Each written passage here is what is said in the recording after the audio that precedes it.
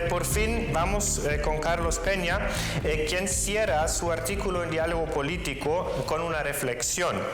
Quizá la tarea de la buena política sea más bien esta: prepararnos no para los días felices, sino para los momentos de desilusión.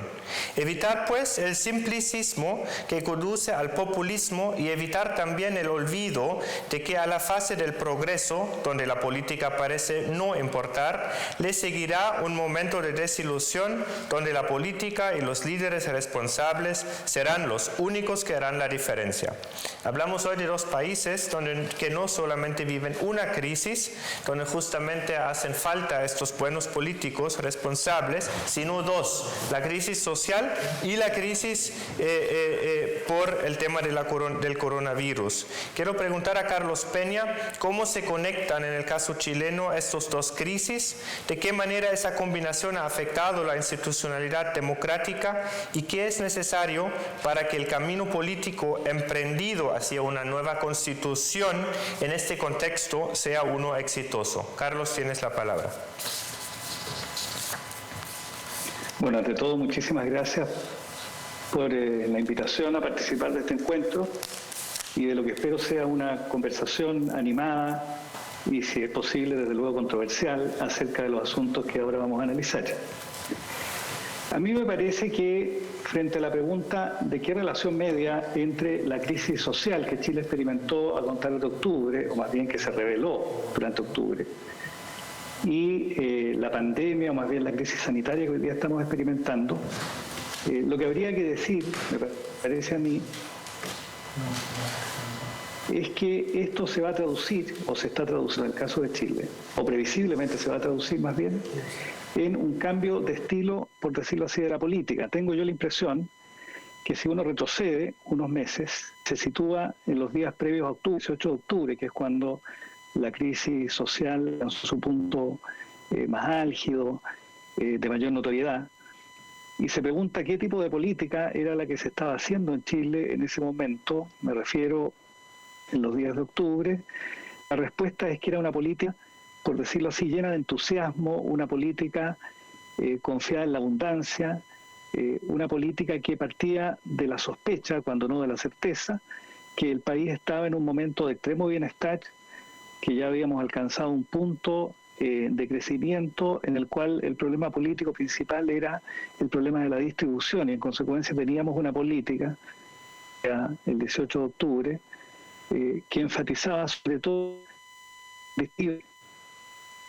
expresar las demandas sociales bajo la forma de derechos, es decir, bajo la forma de demandas incondicionales frente al Estado, y que en consecuencia hacía por formaciones de manera tal que la distribución de este bienestar que se sospechaba existía llegase a todos los estratos, a todos los intersticios de la estructura social. Me parece a mí que el principal efecto que ha producido, que va a producir previsiblemente la crisis sanitaria, es que va Chile a experimentar, como todo el mundo desde luego, pero en Chile va a tener rasgos, creo yo, particularmente traumáticos, va a experimentar, digo, una severísima crisis económica que va a arrastrar, me parece a mí, particularmente a los grupos medios, estos grupos que, gracias a la modernización que Chile había experimentado en las últimas décadas, habían logrado abandonar un pasado, digámoslo así, proletario, para, en cambio, empinarse hacia, no propiamente una clase media, pero sí hacia una cultura del consumo que es propia de los grupos medios en América Latina. Y esta experiencia, la experiencia de los grupos medios ascendidos que habían dejado su proletario, sin embargo, hoy día podría esa experiencia amenazante que estos grupos medios guardan en su memoria y que constituye el gran temor que las encuestas habían constatado durante largo tiempo, este temor, digo, se hace ahora presente con la pandemia, y lo que vamos a experimentar en Chile en consecuencia es, ¿cómo decirlo?, un intenso daño de realidad. Vamos a experimentar la realidad ya no como una promesa de bienestar ilimitada, sino que más bien vamos a comenzar a experimentar la realidad como un muro contra el cual nuestras expectativas suelen estrellarse.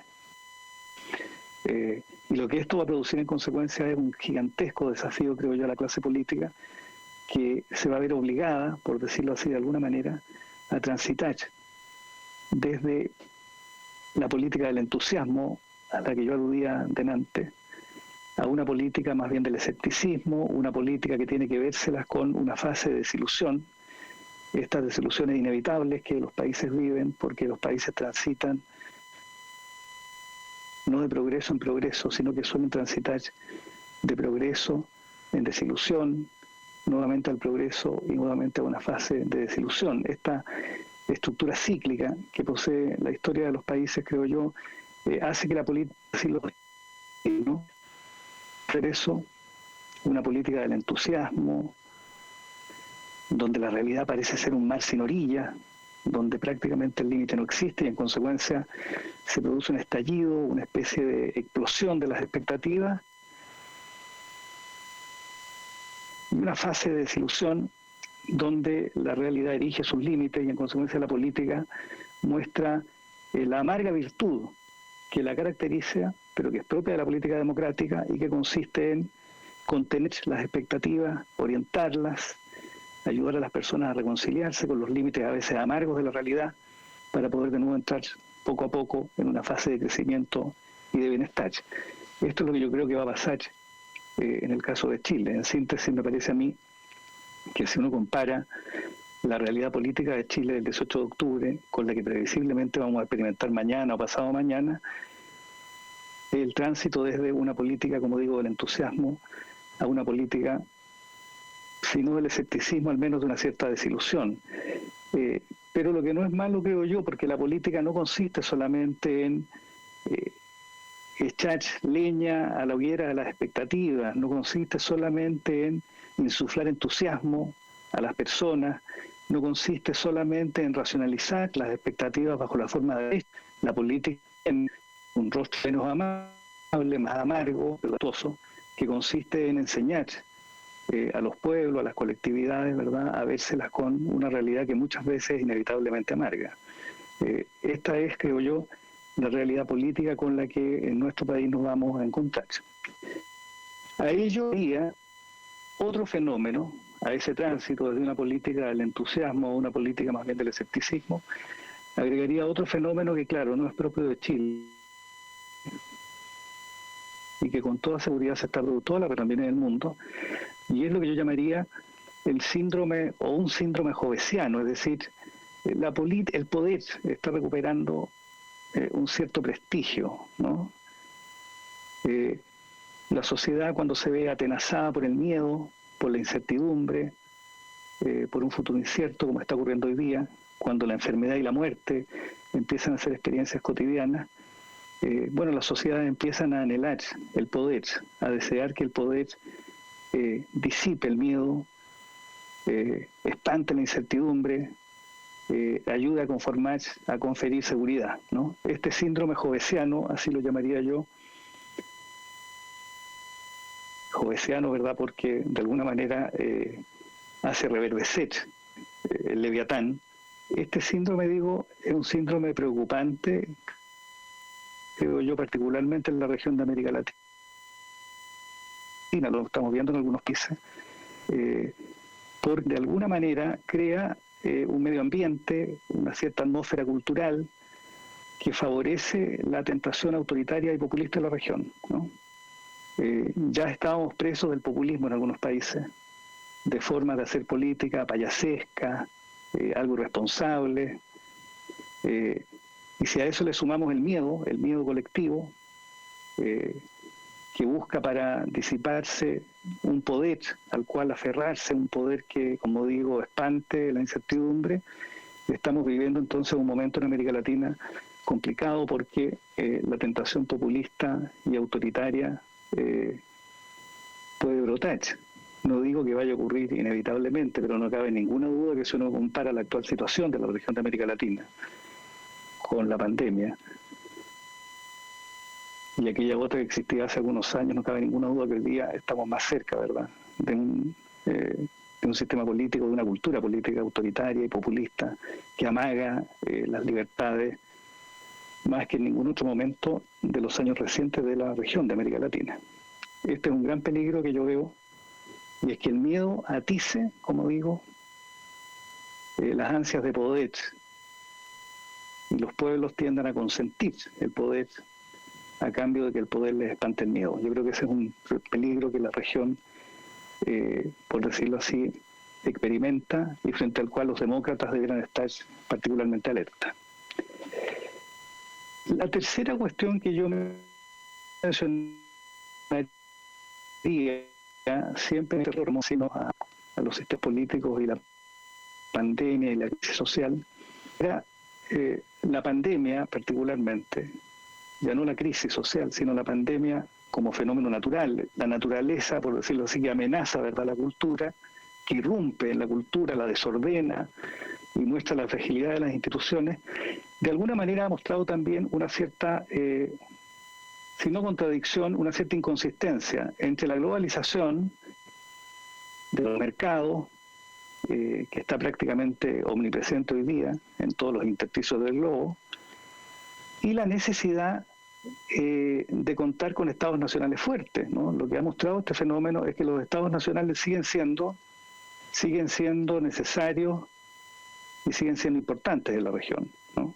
Y agregaría que esta pandemia y esta crisis ha puesto bien de manifiesto no solo que la globalización económica, sin permear otros aspectos de la vida social, y junto con revalidar la necesidad del Estado Nacional, lo que parece estar mostrando la pandemia también es una cierta inutilidad, una cierta flojera, por decirlo de alguna forma, de los organismos internacionales que se han mostrado bastante capaces, pronta y ágilmente, al control de la pandemia, ¿no? Habría, pues, diría yo, en tercer lugar, una especie de inconsistencia entre la globalización, por una parte, la existencia de estados nacionales que creíamos prácticamente prescindibles en algunos relatos globalizadores, y la existencia de organismos internacionales, como digo, todavía demasiado débiles, ¿no?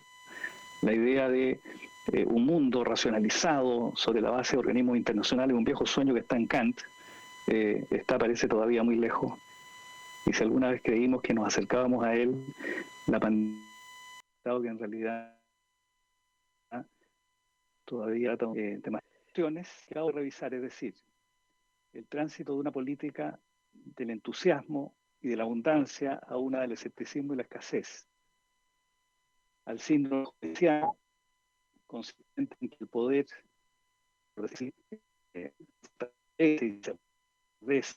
con lo que los fenómenos causan. Y hay detrás que consiste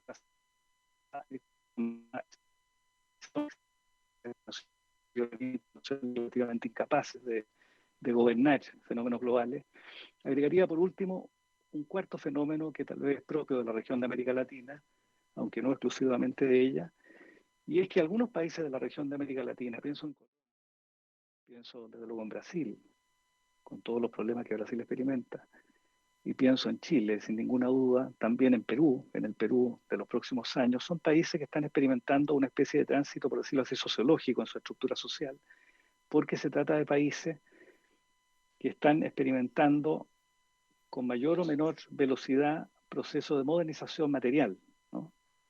La situación del momento, que ciertamente no es fácil, y seguramente después vamos a poder intercambiar un poco sobre la situación chilena. Pero ahora vamos al otro lado de Sudamérica, Colombia, un país muy complejo, también con muchas diferentes tonalidades de conflictos de hace muchos años, entre el conflicto armado interno, la crisis social que ha habido, y ahora más encima, digamos, una política bastante restrictiva en temas de confinamientos, en el tema del coronavirus. Dora, tú eres periodista de investigación, has seguido a todo eso por mucho tiempo, me has contado ya cuando hablamos un teléfono un poco sobre el tema también del narcotráfico, que se ve fortalecido en esa situación. Así que hay muchos temas, creo que para ti también de hablar, y la pregunta es un poco cómo se mezcla la problemática con la crisis social, o sea, la problemática del COVID con la crisis social y los conflictos que ha habido antes. ¿Qué efectos tiene esa situación tanto a la situación de seguridad, especialmente en regiones, como a la institucionalidad democrática? Muchas preguntas por poco tiempo, pero te doy la palabra. Hola, buenas Ya, ahora. tardes. Yes. Primero, muchas gracias por esta invitación. Y ahora, efectivamente, son muchas preguntas, son muchas cosas para decir, pero voy a intentar organizar un poco para que esta conversación pueda dejar como algo de esas dudas un poco resueltas. Y voy a comenzar por algo que decía Carlos Peña al final, y era la parte de cómo la situación social se va a bajar de nivel en el país, o en toda Latinoamérica. En Colombia, la disminución de la brecha de pobreza estaba dándose realmente, no de forma, no tal vez de una forma acelerada, pero el aumento de la clase media venía en ascenso y la base de los estratos 1 y 0 estaba disminuyendo poco a poco y esto seguramente va a cambiar completamente en el nuevo escenario. Aquí en Colombia se está dando algo y es que lo que podríamos llamar las protestas de noviembre del año pasado por la situación social, educativa y en general por el conflicto, estaban muy grandes. Esta protesta disminuyó y en este momento la protesta que se puede ver en algunas ciudades es la protesta por el hambre, que parte de pañuelos rojos puestos en las puertas de las casas en donde las familias no tienen con qué alimentarse. La cuarentena eh, que nosotros tenemos, o sea, el primer caso de COVID en Colombia se dio el 4 de marzo y estamos en cuarentena total desde el 23 de marzo. Y ya son muchas semanas para las familias que no tienen un sustento fijo, que no tienen contratos, el desempleo en el país, el subempleo y la economía informal ocupan mucho más del 60% de la ocupación del mundo laboral en el país y esto hace que la situación de muchas familias que viven de un salario mínimo o que viven de lo poco que pueden vender en la calle en su situación de informalidad es lo que llevan a sus casas. Entonces, estos trapos rojos por los barrios de todas las ciudades principales del país son un escenario que en este momento es repetido. Y hay situaciones donde ya se están dando algunas protestas y lo que están haciendo las autoridades es reprimirlo con la policía antidisturbios en muchas ocasiones. Esto ocurre de un lado, del otro el gobierno está tratando de entregar subsidios, lanzó un programa que se llama Ingreso Solidario, que es para las familias que no tienen, que están en el nivel más bajo de la economía y que no tienen ningún ingreso fijo y bajo la situación de confinamiento pues digamos, necesitan ayuda, se está dando, hay un ingreso solidario, un aporte por parte del gobierno nacional y algunas autoridades locales también están dando ayudas, pero no es suficiente. Definitivamente, la crisis ha hecho que, por ejemplo, esta semana que estamos entrando como a que algunos sectores productivos puedan salir, realmente las calles se ven llenas de nuevo, hay economía informal en las calles, los buses, el sistema público de transporte está lleno y realmente como que lo que se ve hacia el futuro próximo respecto a cómo se vaya a mover el coronavirus es muy preocupante. Nosotros estamos en promedio en este momento de 18 muertes diarias, aumentó en las 2 últimas semanas, se duplicó y esto fue antes de que comenzara a salir algunos sectores productivos. Entonces, se piensa que podría haber un pico muy alto de enfermedad, de contagios y de muertes en las próximas semanas. Eso que les estoy contando es sobre las capitales. Ahora, las regiones, después de todo el proceso de paz que se dio con las FARC, de la firma de los acuerdos de paz, hubo muchas regiones del país, principalmente en las fronteras, donde el conflicto ha estado en una especie de mutación permanente, porque hay una pelea por el control territorial y el manejo de las rutas del narcotráfico en muchos de los sectores, en las regiones pegadas a las fronteras. Estamos hablando de más del 60% del territorio nacional, donde sumado a lo que llamamos disidencias de las FARC, que fueron los guerrilleros que no quisieron desmovilizarse y que continuaron con los negocios del narcotráfico, más las bandas que ya existían de paramilitares y los grupos guerrilleros que aún se mantienen, como el ELN, todos ellos tienen una lucha permanente por las rutas para mover el narcotráfico y están eso ya se estaba dando antes de el COVID, antes de la pandemia. En este momento, esas regiones están completamente aisladas, no tienen presencia estatal, y lo que los armados ilegales están haciendo es aprovechando la cuarentena y el confinamiento para ejercer el control territorial, para hacer un reemplazo del Estado que no hace presencia en esas regiones.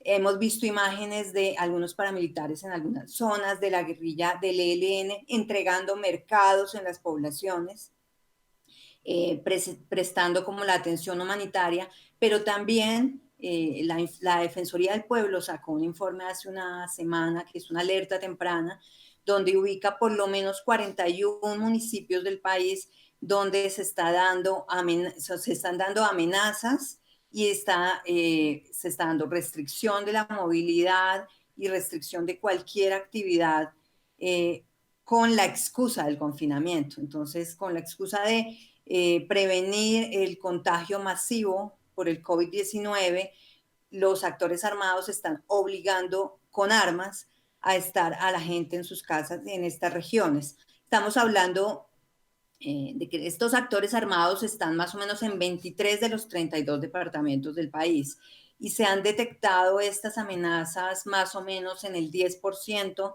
de todos los municipios del país, que son zonas donde adicionalmente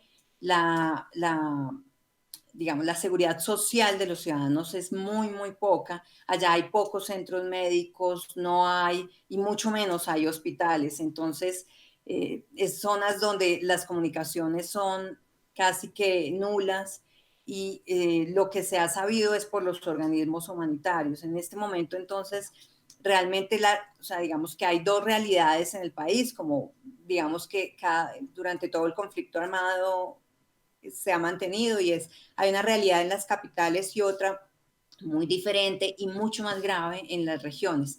Yo quiero dejar acá para que ya pues sigamos un poco con las preguntas, yo les puedo ampliar el tema ahora más adelante y también entrar a otras cosas que se relacionan con lo que estaba pensando un poco la institucionalidad de cuál iba a ser la realidad en el país en este momento, post movilizaciones de noviembre de 2019.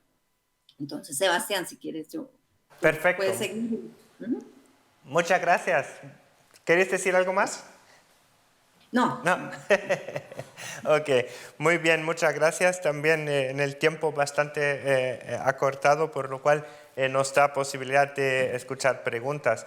Yo tengo ya algunos que no les digo tal cual, sino les digo un poco los temas, ¿no? Los ejes temáticos de la cual preguntan, porque si empiezo a leer cada pregunta la cosa se pone un poco difícil. El primero es uno muy general, según aciertos y errores del manejo de la crisis de parte del gobierno, o sea, qué es lo que se podría aprender, qué ha funcionado, qué no ha funcionado, no tanto creo que desde el punto de vista sanitario, nadie de nosotros es virólogo, pero desde la comunicación y de la interacción, ¿no? De que el pueblo entiende lo que se hace, cómo se hace y dónde hay enseñanza y dónde hay falencias.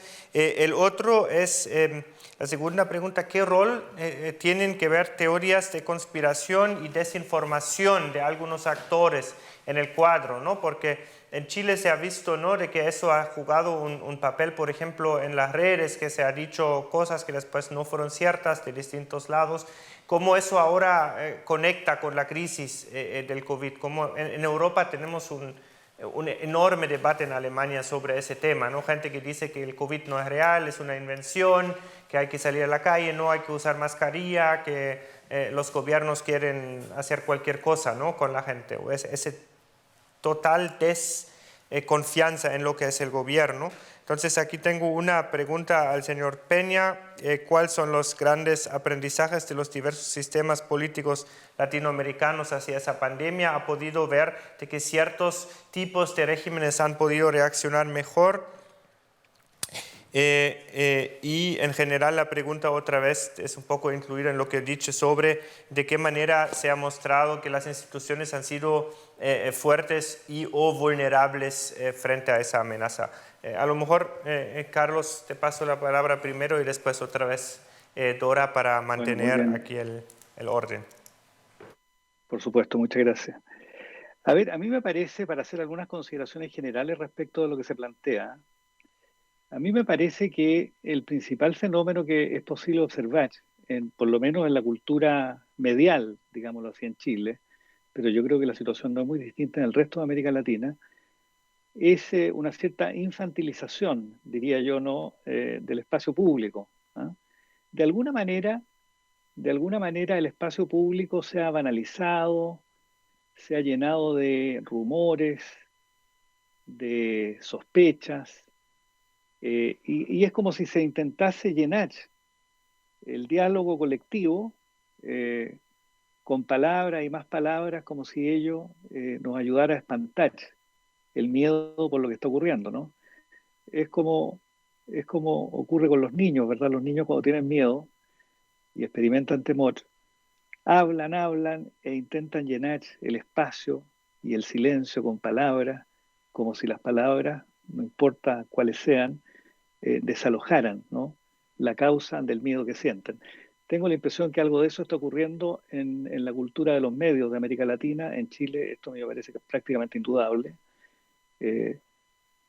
La comunicación pública ha sido prácticamente invadida por programas que tienden a hacer una especie de espectáculo del miedo o a banalizar el miedo de múltiples formas, sin contribuir a que la población racionalice y contenga racionalmente, ¿verdad?, el miedo que sin ninguna duda y con causa desde luego padecen, ¿no? Este es un primer fenómeno. Yo llamaría la atención acerca del papel de los medios de comunicación en todo esto, que en vez de simplemente replicar a gran escala lo que ocurre con las redes y con la comunicación espontánea, debieran más bien ayudar a racionalizar, a contener, a ordenar las emociones que este tipo de fenómenos causan. Esto por una parte. Por otra parte, yo creo que lo que va a ocurrir, aún es muy temprano desde luego para decirlo, pero seguramente lo que va a ocurrir es que una vez que la peste pase, vamos a mirar hacia atrás y con toda seguridad los países que cuentan con estructuras estatales más firmes, más consolidadas y con instituciones más prestigiadas, con culturas institucionales más firmes, seguramente habrán de pasar mejor esta pandemia, ¿no? Me parece a mí que lo que la pandemia va a exhibir es la debilidad del Estado en muchas regiones de América Latina particularmente, ¿no? Es verdad que hay países que tienen estructuras institucionales estables y firmes. Uruguay es un caso clásico, Chile también me parece a mí, y es probable que estos países salgan mejor de la crisis que otros países que en cambio sustituyen la falta o la debilidad institucional por la bravuconada o por la actitud payasesca de sus líderes, ¿no? Eso lo estamos viendo en América Latina, ¿no? Donde la debilidad de las instituciones tiende a compensarse con una actitud más bien autoritaria, populista, donde los líderes políticos, en vez de contener las expectativas o conducirlas, simplemente agizan el miedo o lo disuelven en una especie de frivolidad incomprensible, ¿no? Yo creo que lo que va a mostrar la pandemia, querría reiterarlo, si me permiten, es exactamente esto. ¿Qué países tienen instituciones más firmes y culturas institucionales más asentadas y qué países, en cambio, no? Y tienden a sustituir, a colmar, a llenar ese vacío, en cambio, con actitudes meramente populistas o autoritarias de sus liderazgos, ¿no? Esta es una segunda cuestión que yo diría desde el punto de vista institucional, ¿no? Y la tercera y última que menciono, y que agregaría al tema de la infantilización del espacio público que mencioné y la cuestión institucional a la que acabo recién de referirme, la tercera que yo mencionaría es que en general,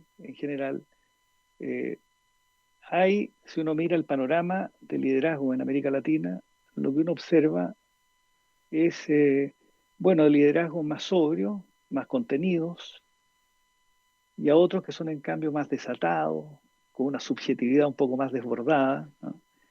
Menciono los casos de México, por ejemplo, Brasil, como casos de liderazgos políticos con una subjetividad muy desbordada, que tienden a suplantarse a las instituciones.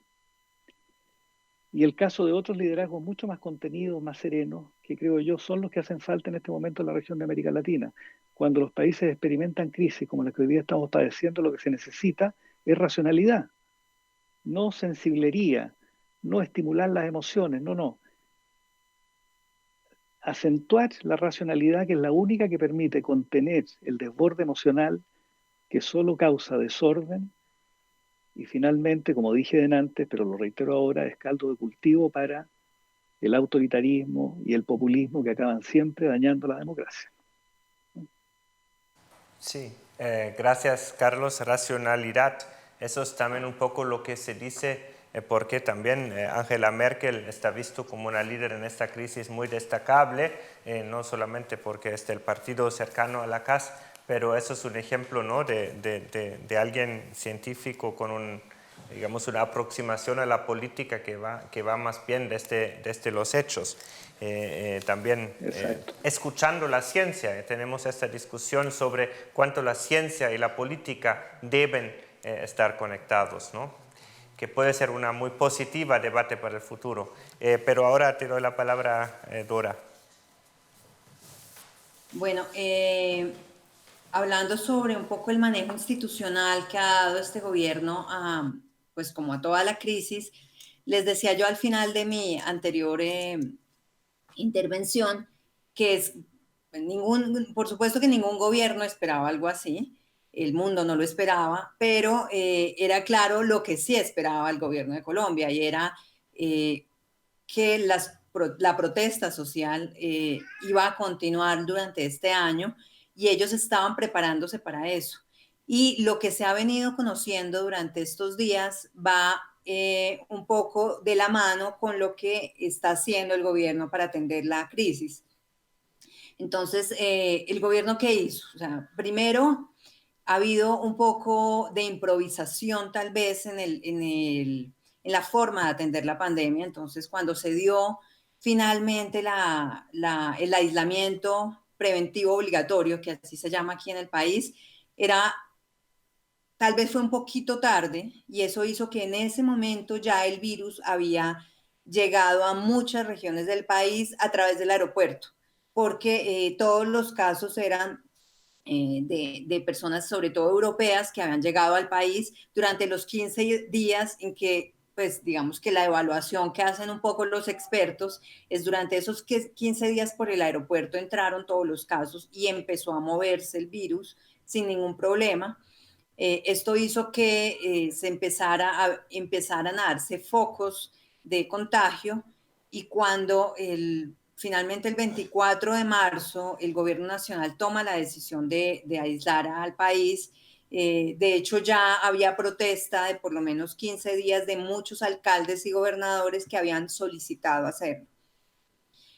A partir de ahí, el mantener el confinamiento ha hecho que no haya un pico muy grande de enfermedad, pero, por ejemplo, les hablaba ahorita del ingreso solidario. Cuando se toma la decisión de darle un subsidio a las familias que no tienen, o sea, que se quedan sin ningún recurso para su alimentación diaria, lo primero que sale es, pues digamos, un software donde se mide la cantidad de población, que lo hace Planación Nacional, versus quienes no tienen, están en la base económica. Y salió con muchos errores al aire, muchos al punto que personas que tienen de los estratos altos aparecían con subsidios repetidos. Entonces hubo un caos, hubo por lo menos unos 8 o 10 días de caos al respecto. Lo que dice el gobierno es que eso ya se solucionó, pero desde el comienzo se generó mucha desconfianza.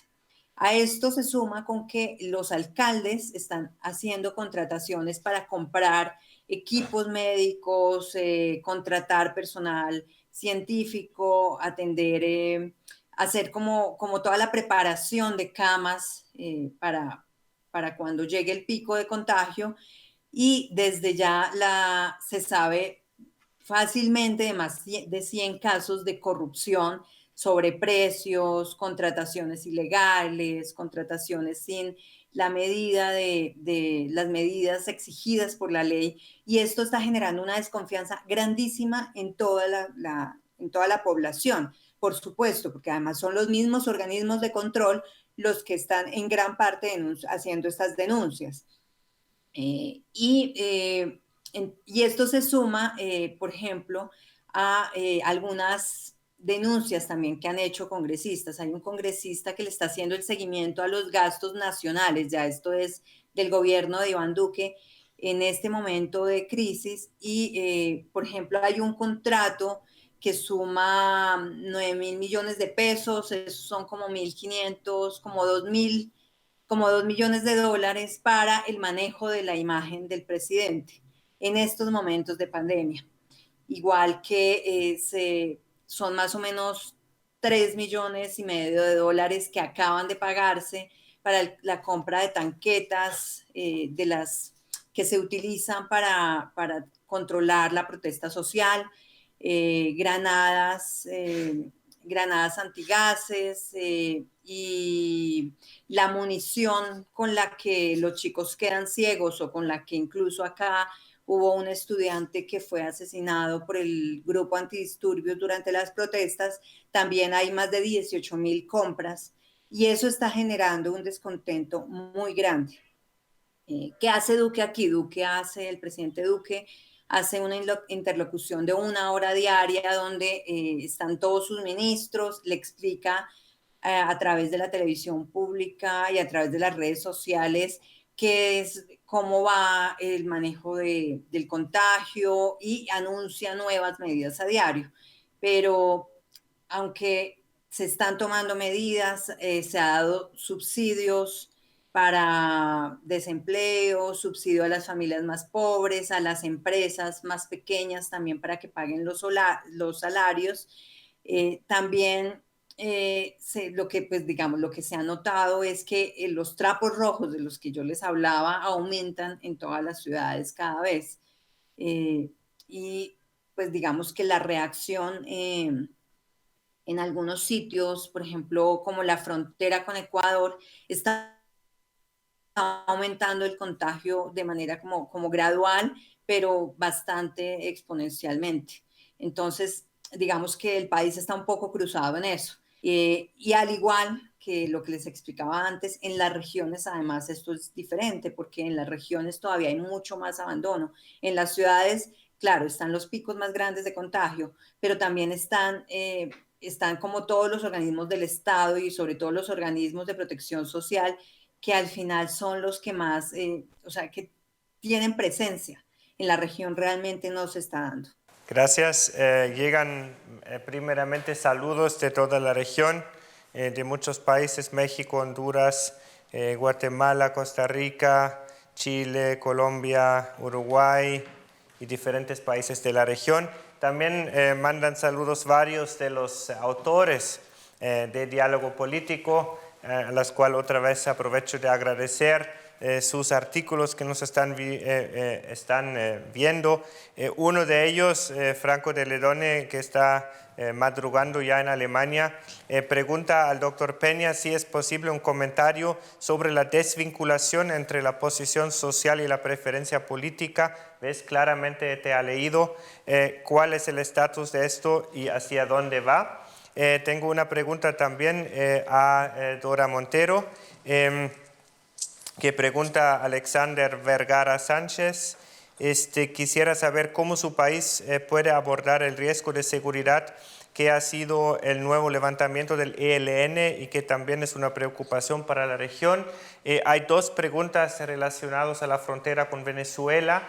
La situación ahí, si ahí está cerrada o si hay miedo de que por aquí hay un foco de contacto, y de qué manera, digamos, la no información veraz del régimen venezolano ahí afecta aquí un poco la situación.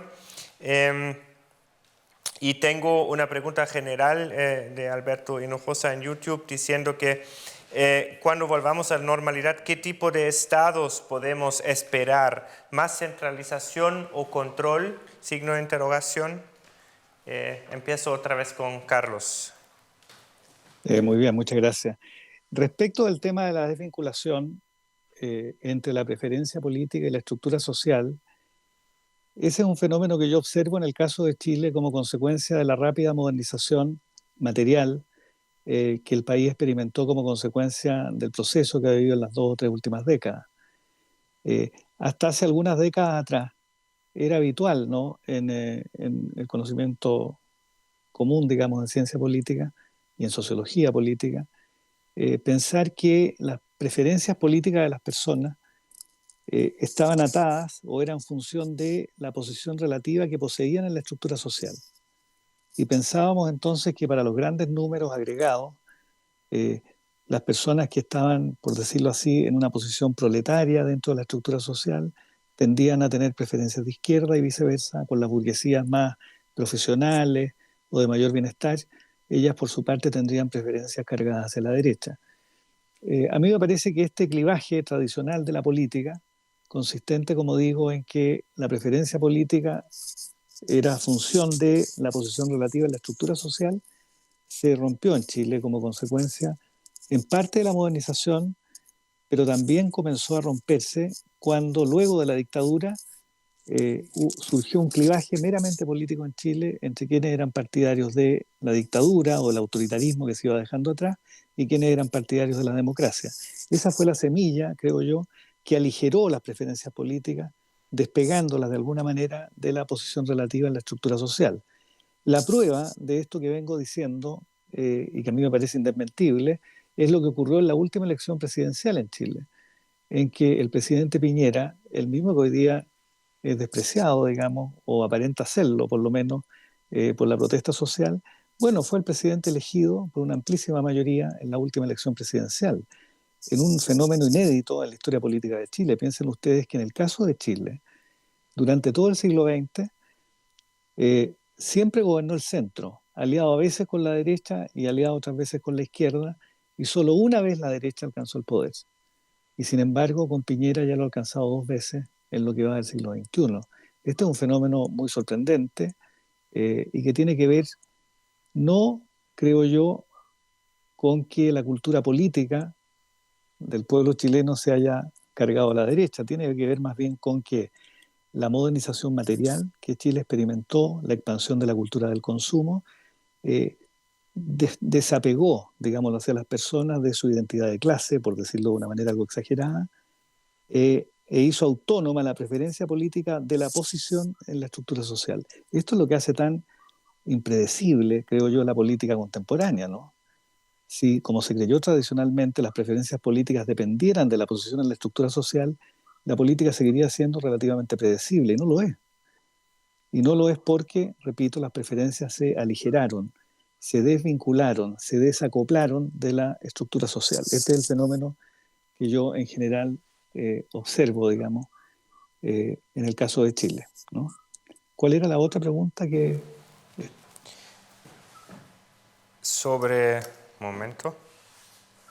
Te los digo, no hay ningún problema. Eso fue, bueno, la otra fue de Colombia y la otra fue en general, ¿qué tipo de Estado se nos está esperando? Sí, el Estado que ¿Más centralización y control? Yo creo que en realidad, yo sé que hay muchas personas que piensan que como consecuencia de la pandemia estamos poco menos que a puertas, en el umbral de una nueva época, ¿no? De un cambio epocal, como suele decirse, donde las estructuras institucionales, económicas, e incluso donde nuestra relación con la naturaleza va a comenzar a cambiar. Yo creo que todas esas son exageraciones. Yo creo en realidad que el conjunto de procesos políticos y sociales, la fisonomía de los estados, etcétera, en lo fundamental se va a mantener. Los desafíos van a seguir siendo los mismos.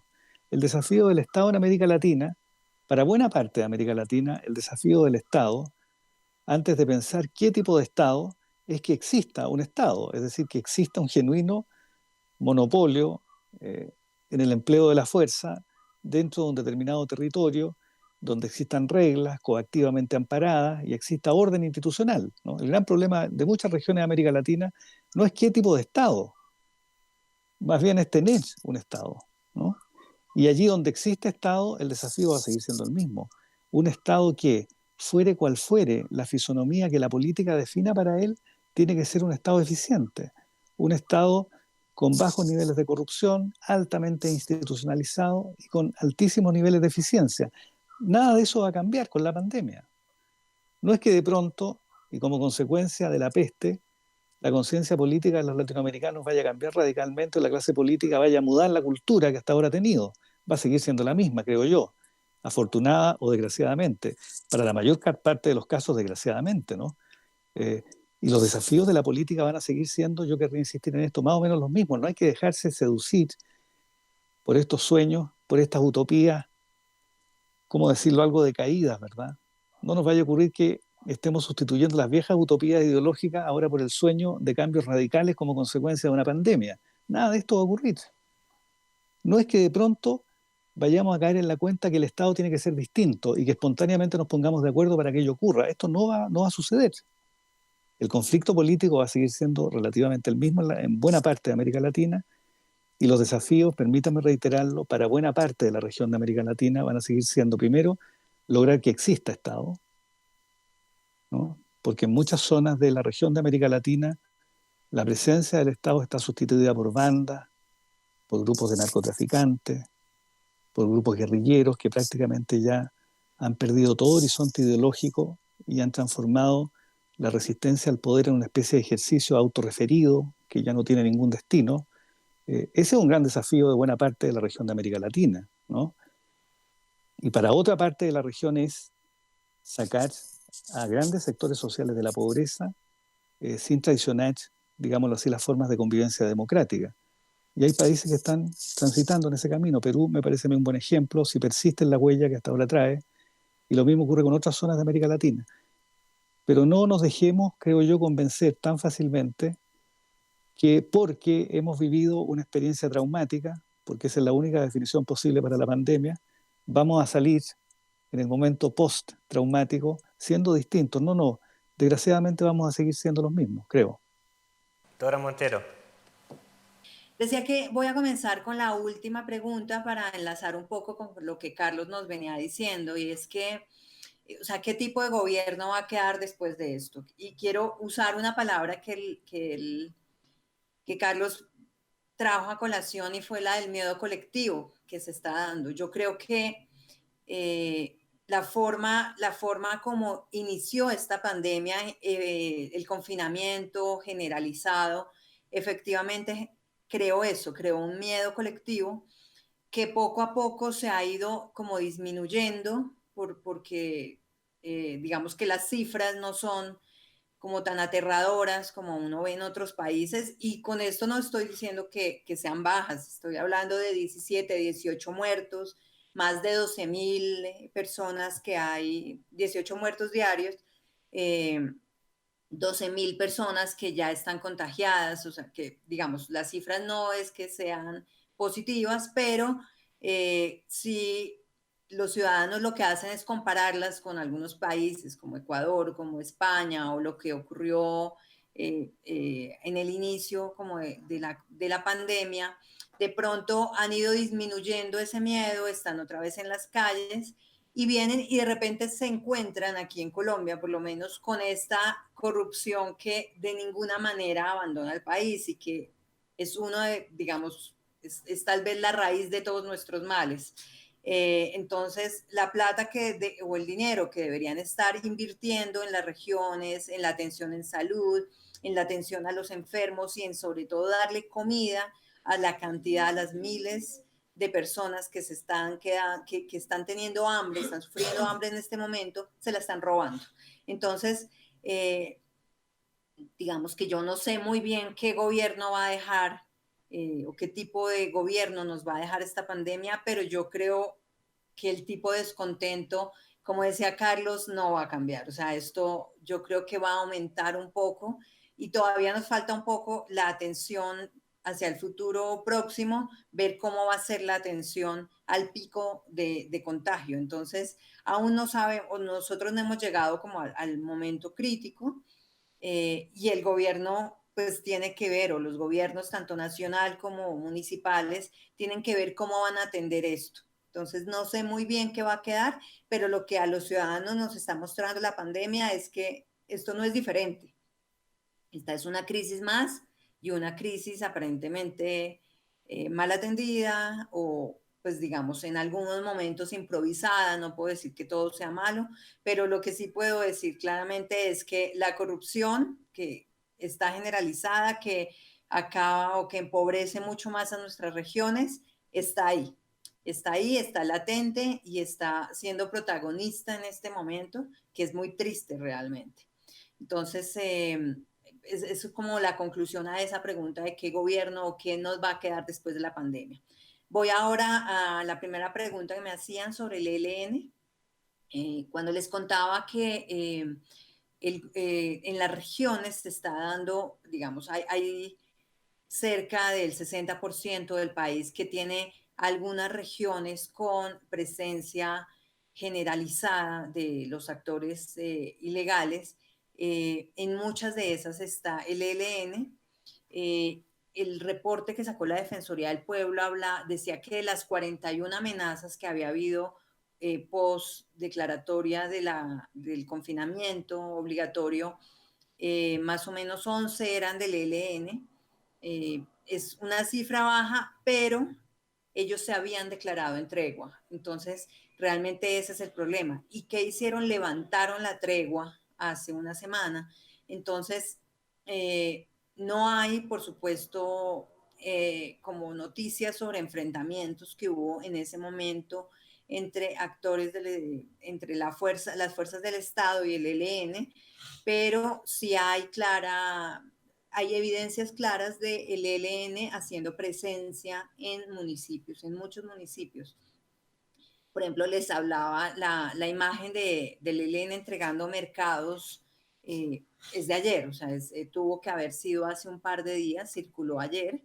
eh, y lo que sí se mantiene es en toda esta lucha territorial por las rutas del narcotráfico y por el manejo de poblaciones, es el enfrentamiento entre el ELN, que pues es la guerrilla que queda activa en nuestro país, con las bandas de narcotraficantes, paramilitares, que están entre todos disputando rutas de narcotráfico. Entonces, en este momento realmente no es muy fácil leer lo que quiera el ELN. El proceso de negociación con ese grupo armado, entre ese grupo y el gobierno, estaba absolutamente congelado y cerrado. Antes de la declaratoria, antes de que llegara la crisis por el COVID, hubo algunos intentos de los sectores de la iglesia por retomarlo. Y de hecho, un arzobispo había sido nombrado delegado y estaba reuniéndose tanto con el gobierno como con el ELN para intentar acercar las partes, pero en este momento la crisis lo congeló todo.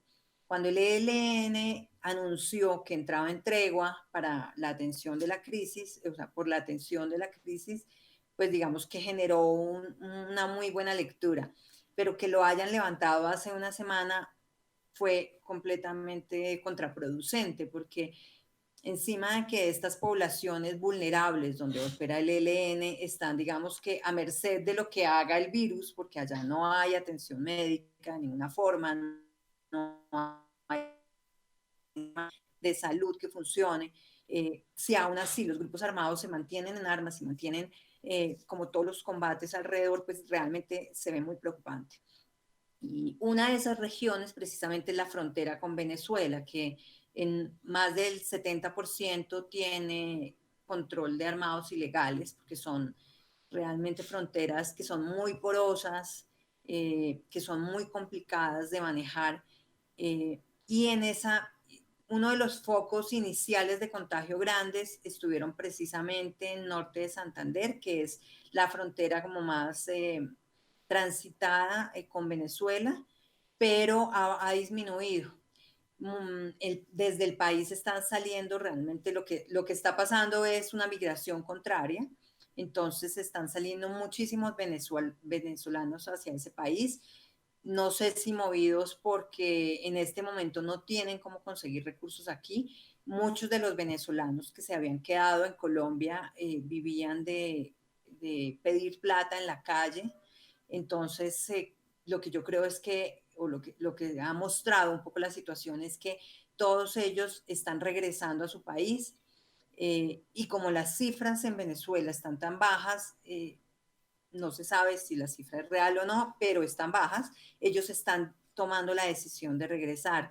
Buses completos de venezolanos están regresando a diario y los gobiernos municipales colombianos están ayudando en eso. Están regresando por tierra otra vez estos viajes interminables de 20, 30 horas para llegar a la frontera venezolana. Y lo que están mostrando las cifras es que el mayor foco de contagio para Colombia no está allá. La, eh, Inicialmente, por ejemplo, en Cúcuta y norte de Santander había mucha expectativa porque ya el sistema de salud estaba en crisis porque allá atienden a gran parte de la población venezolana que vive en la frontera.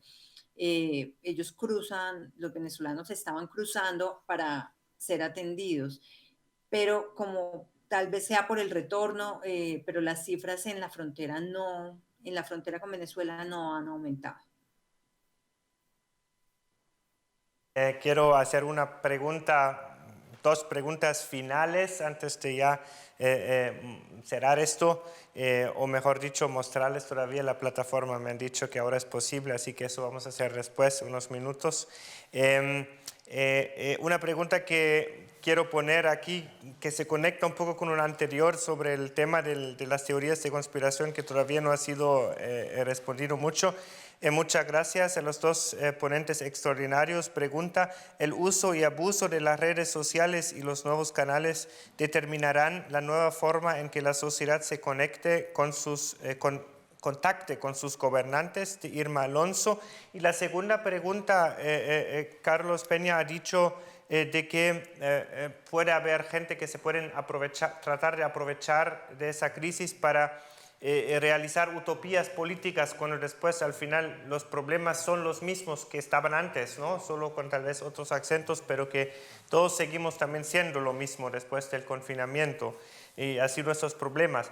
Pero ¿qué es la tarea, digamos, de los que nos identificamos como demócratas liberales, como personas que creemos en la institucionalidad para solucionar los problemas de nuestros países en el debate multilateral?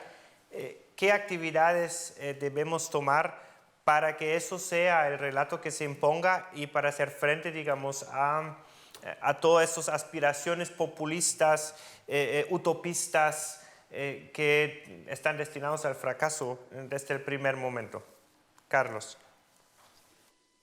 Bien, respecto al tema de la relación entre las redes sociales y el gobierno, a mí me parece en general, para decirlo brevemente, que el principal peligro de las redes sociales es que ejercen una influencia casi hipnótica sobre los liderazgos políticos, que acaban diciendo, pensando y expresando lo que ellos suponen las redes quieren escuchar, ¿no? De alguna manera las redes sociales causan, por decirlo así, una especie de fantasía que consiste en que muchos líderes políticos de la región piensan que aquello que se expresa en breves caracteres en las llamadas redes sociales es la opinión pública y en consecuencia arriesgan el peligro de sustituir la esfera pública democrática, que es una esfera dialogal, donde se exponen razones, donde se persuade y se deja uno persuadir, sustituir eso, digo, que es la base de la cultura democrática,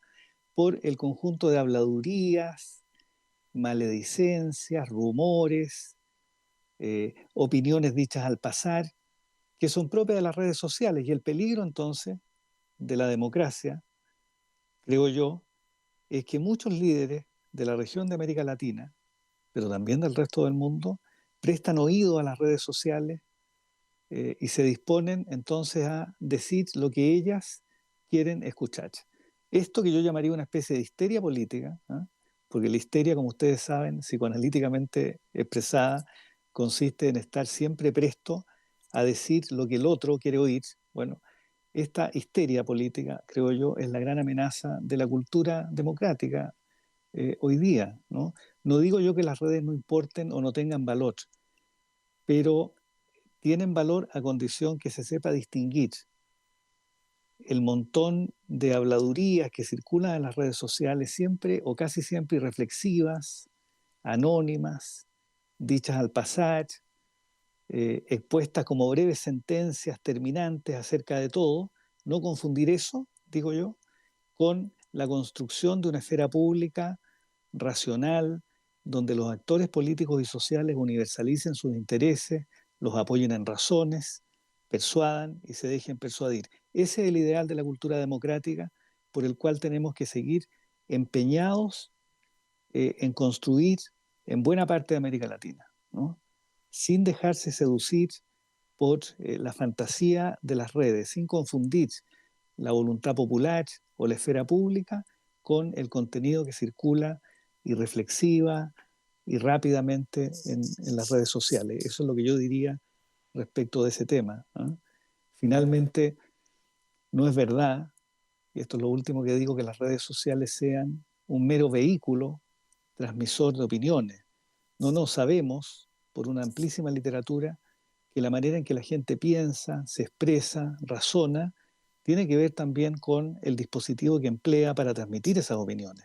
No es lo mismo vertir opiniones, ¿verdad?, en la escritura de un artículo periodístico, un paper, un discurso, que hacerlo, digamos, con la premura de Twitter, ¿verdad?, agizado simplemente por meras emociones en las redes sociales. No es lo mismo, y creo que tenemos que hacer el esfuerzo, las personas que creen en la cultura democrática, en trazar una línea entre una esfera y otra, ¿no? Eso a mí me parece fundamental. Y tal vez eso sea parte de la respuesta a la segunda pregunta, ¿no? ¿Qué deben hacer las personas que confían en la democracia liberal en este momento en América Latina? Bueno, lo que hay que hacer, creo yo, es subrayar y recordar una y otra vez que buena parte de las virtudes de esta delgada capa de civilización de la que disfrutamos depende de los valores que la cultura liberal ha sabido cultivar, ¿no? Los derechos humanos, la tolerancia, el respeto de las reglas, el convencimiento que la democracia es la disputa y la competencia pacífica en base a reglas por el poder y que el poder no se asalta de cualquier manera para ser legítimo. Ese tipo de convicciones que son propias de la cultura democrática son, creo yo, las convicciones que hay que seguir esparciendo en la región de América Latina, sin que estas convicciones se apaguen por fenómenos que, por traumáticos que sean, como la pandemia, son finalmente transitorios. Va a pasar la pandemia. Sobre eso no cabe ninguna duda. El trauma va a pasar y los valores de la democracia liberal van a seguir siendo muy importantes para que la vida sea digna de ser vivida. Si finalmente la idea de dignidad humana, de individualidad, de libertad personal, todas las cosas que hacen la vida, si no feliz, al menos digna de ser vivida, pertenecen a valores que han sido cultivados trabajosamente por una cultura que es propia de la democracia liberal. Estos son los valores que creo yo le hacen bien a América Latina, y los intelectuales, los académicos, los periodistas, todos tenemos que esforzarnos porque esos valores se recuerden una y otra vez sin dejar que se apaguen o se amaguen por fenómenos transitorios. Dora.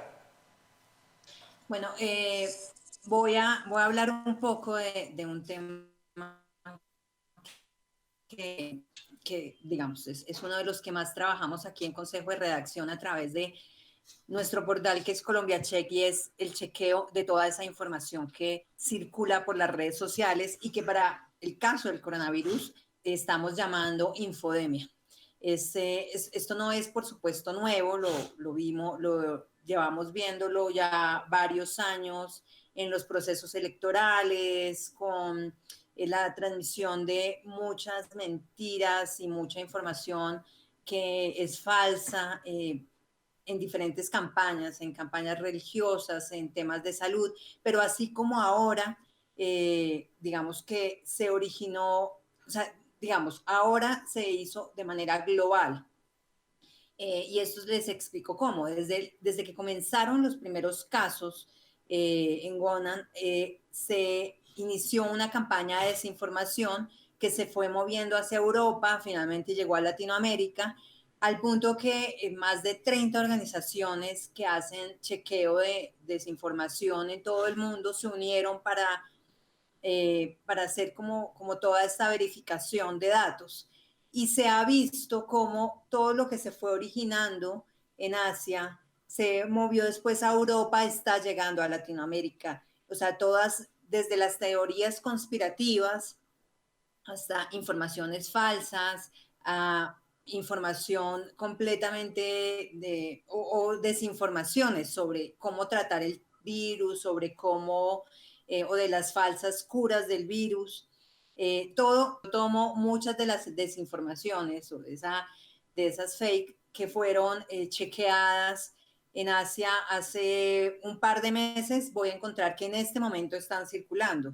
Ese es el poder de las redes sociales. Yo no sé, o sea, no alcanzo a imaginarme cómo hubiera sido esta pandemia sin las redes sociales. O sea, no sé si a nivel, por ejemplo, de prevención, las redes estén jugando un papel tan grande, eh, cómo se hubiera manejado desde los gobiernos cuando no existía esta posibilidad.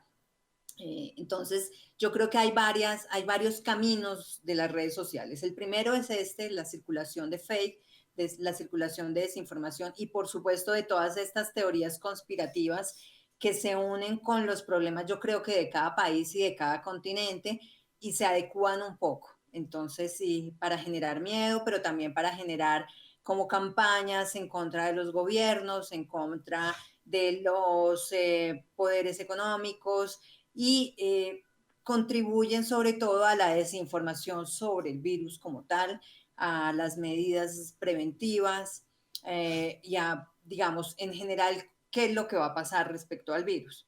Pero hay otra parte que a mí me parece muy importante y me preocupa muchísimo y es el manejo de la información, el derecho a la información de los ciudadanos con esta época de redes.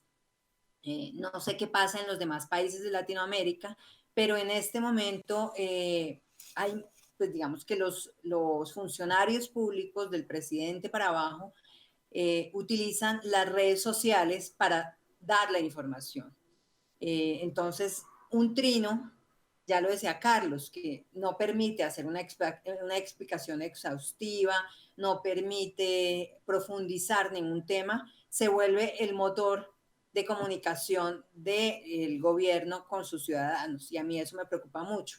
Igual que las ruedas de prensa virtuales, donde son los funcionarios o los asesores de los funcionarios los que escogen las preguntas. Entonces escogen qué periodista puede preguntar según la pregunta, según el tipo de enfoque que quiera dar. Cierran completamente las ruedas de prensa para que no preguntemos algo diferente a lo que ellos quieren informar, para que no profundicemos en otros temas. O sea, no sé si ustedes han escuchado, pero en Colombia en este momento, aparte de todo esto de corrupción de lo que yo hablaba, por ejemplo, hace unos días surgió el gran escándalo porque de nuevo, o sea, ya es una cosa muy reiterada, se probó que el gobierno está haciendo escuchas ilegales a periodistas, a sectores sociales, a abogados de derechos humanos, y estas preguntas se restringen en las ruedas de prensa virtuales.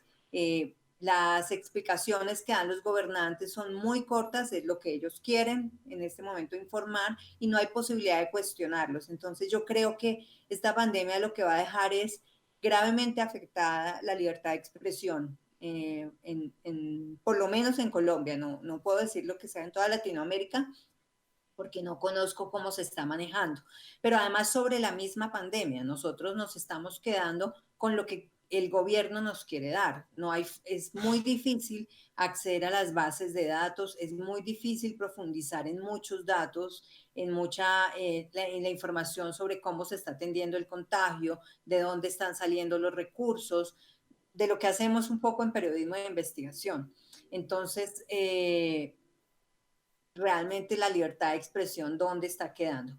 Y hay otro tema del que yo quería hablar respecto a las redes sociales y es que están funcionando al final para hacer campaña. Entonces también están cambiando mucho la forma en que nos comunicamos desde las organizaciones, desde la prensa, o sea, nos ha tocado reinventarnos completamente porque, por ejemplo, salir a hacer reportería es muy complicado, ya no podemos tener una cercanía total con nuestras fuentes, con las comunidades. Las entrevistas con funcionarios se hacen ahora a través de vías digitales. Entonces, a todos nos está tocando reinventarnos y las campañas también se están reinventando a través de las redes sociales. Entonces, digamos que el juego en este momento de pandemia ha sido grande, pero por ejemplo, si hablamos de fake, no es algo nuevo, es algo que las redes han ido construyendo y esa infodemia realmente es que ha cambiado como un poco, ha aumentado por el nivel de globalización de este virus, pero que ya, pues digamos que ya tiene por lo menos una década moviéndose. Muchas gracias. Tú lo has dicho, nos estamos reinventando todo el tiempo. Eso también aplica obviamente a nosotros como Fundación Konrad Adenauer, a los académicos, a diferentes personas que reinventan su vida diaria bajo circunstancias que son difíciles y mucho más difíciles que la situación de cada uno de los tres individualmente que estamos aquí dialogando. Así que creo que es importante no perder eso de vista. Y lo otro que es importante, que reinventamos nuestras formas, pero que no reinventamos a nuestros valores, que son los de siempre, que son los de la libertad, de la democracia, de la justicia social, que tenemos que seguir trabajando desde el pluralismo y desde todas las ventajas y desventajas que a veces las sociedades plurales dan. Así que desde el programa regional Partidos Políticos y Democracia en América Latina, o como decimos cariñosamente, CAS Partidos, otra vez agradeciéndoles por su presencia aquí. Cerramos esta transmisión y un deseo de una agradable tarde a todos que han participado y que nos están viendo. Buenas noches.